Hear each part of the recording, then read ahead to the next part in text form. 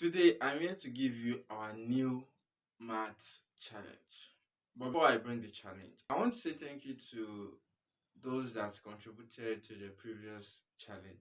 And if you're just seeing this channel for the first time, on this channel, we do drop daily math challenge, math tips, and also solution to different math questions. And we also have a free math tutorial. So if you are just seeing this channel for the first time, don't forget to click the subscribe button below on your notification bell. So anytime I drop any of my video, you'll be notified immediately. Don't forget to like and share. Now to our today's challenge. I want to prepare a meal that the recipe requires 3 cups of sugar to the ratio of 4 cups of flours.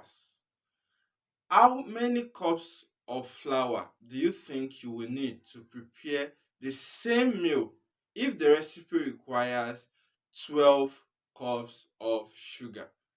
Drop your answer in the comment section below. And don't forget to share your workings. See you in our solution video. Bye.